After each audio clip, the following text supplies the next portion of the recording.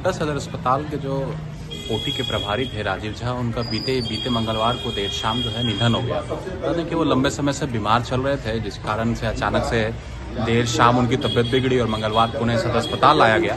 वहाँ पर डॉक्टर ने उन्हें मृत घोषित कर दिया। बता दें कि वो बहुत ही लंबे समय से बीमार चल रहे थे, लगभग 4 से 5 महीने पूर्व से ही वो बीमार चल रहे थे। और इसको लेकर अभी जो है गोड्डा के गांधी मैदान में यहाँ पर प्रबुद्ध जन जो है समाज सेवी हैं, उनके द्वारा यहाँ पर शोक सभा का आयोजन किया गया है। आप देखिए तस्वीरों में किस प्रकार से यहाँ पर जितने भी लोग उनसे, उनके करीब, उनसे जुड़े, उनसे जिनका लगाव था, वो सारे लोग यहाँ पर पहुँचे और यहाँ पर शोक सभा का आयोजन करते हुए उन्हें श्रद्धांजलि अर्पित कर रहे हैं। उन पर निर्भर होता है कि किन्हीं के भी मरीज हो, कोई घायल हो या कोई भी तरह के लोग हों, वो उन तक पहुँचते थे और उनको उन पर जिम्मेदारी छोड़ देते थे कि हमारे परिवार के लोग हैं, हमारे रिश्तेदार हैं, हमारे करीबी हैं, आप उन्हें ध्यान रखें।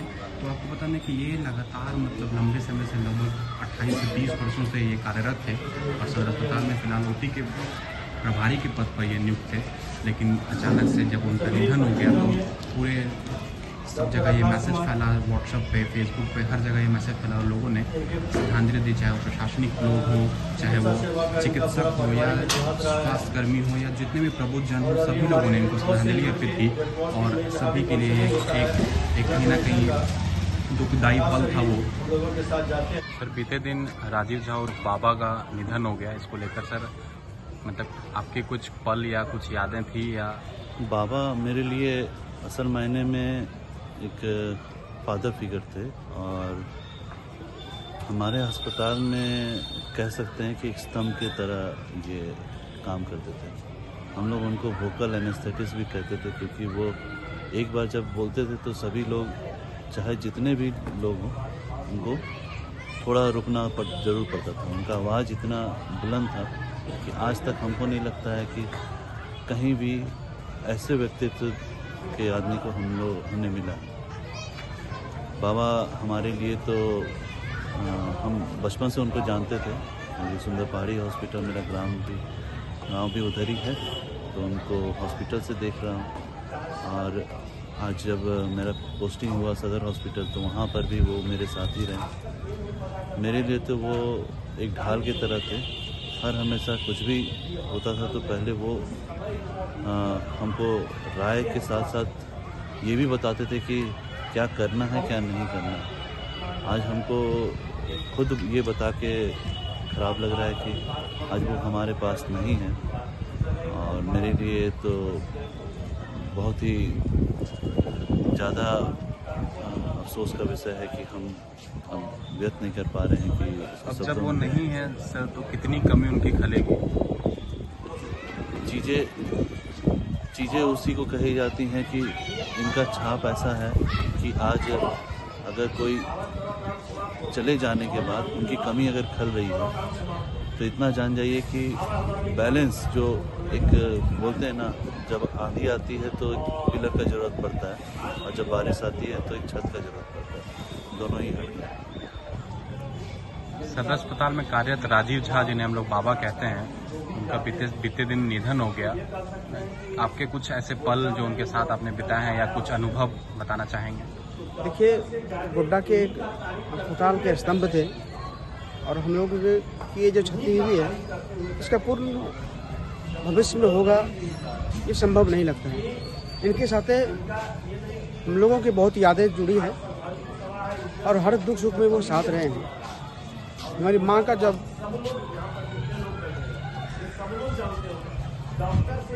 अटैक हुआ था तो बोले थे मुझे कि तोरे मैनेज के हमारो मैच है, चिंता न करो, ठीक हो जाएंगे। और वो आज मेरी माँ जो है जिंदा है, तो उनके बदौलत है। मेरे जीवन में इनका बहुत बड़ा योगदान है।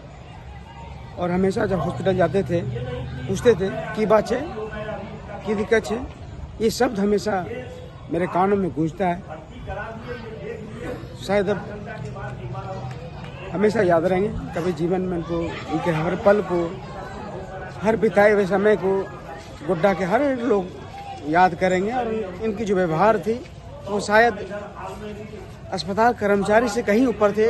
निस्वार्थ सेवा, हम कह सकते हैं कि जो समाज सेवी अपने आप को लिखाते हैं या हम लिखाते हैं, उनमें एक कोई भी निस्वार्थ भाव से सेवा करते, चाहे वो गरीब रहे, अमीर रहे, किसी जाति किसी धर्म के हो। ये एक उनकी एक खासियत थी जो मैं इनको नमन करता हूँ। और शायद गोड्डा की सबसे बड़ी क्षति हुई है, इसकी पूर्ति शायद अब नहीं हो सकेगी। राजीव झा बाबा जो अस्पताल में कार्यरत थे वो इस दुनिया में नहीं है। आपके साथ कैसा उनका संबंध, मंच कुछ ऐसे पल आप बताना चाहेंगे कि कुछ ऐसा पल था जो आपने उनके साथ बिताया? एक संस्मरण नहीं है, अनेकों है। और मैं दावे के साथ कह सकता हूँ कि राजीव झा जी उर्फ हमारे बउआ भैया और बहुतों के आदरणीय बाबा निश्चित तौर पर स्वर्गीय हैं। निश्चित तौर पर उनको स्वर्ग में जगह मिला होगा। अगर स्वर्ग और नरक की परिकल्पना सही है तो वो स्वर्ग में होंगे, क्योंकि एक समाजसेवी होने के नाते, रेड क्रॉस से जुड़े होने के नाते, मेरा खुद के लिए नहीं लेकिन समाज के लिए कई बार अस्पताल जाना हुआ। मुझे याद है कि एक बार भी मुझे कोई परेशानी वहाँ नहीं हुई, चाहे कोई भी डॉक्टर ड्यूटी में हो, मेरे परिचित हो नहीं हो। अगर वहाँ पर राजीव भैया हैं तो आप समझिए कि आधा इलाज पेशेंट का हो गया। और सिर्फ ये मेरे साथ नहीं है, अभी आपने देखा होगा सोशल मीडिया में जो तांता लगा हुआ है दुख व्यक्त करने का, धर्म जाति संप्रदाय से उठ के, ये इस बात का जो मैं बोल रहा हूँ इस बात को साबित करता है कि राजीव भैया का नहीं होना गोड्डा और खासकर गोड्डा के स्वास्थ्य जगत और उसमें भी खासकर सदर अस्पताल गोड्डा के लिए ये अपूर्णीय क्षति है।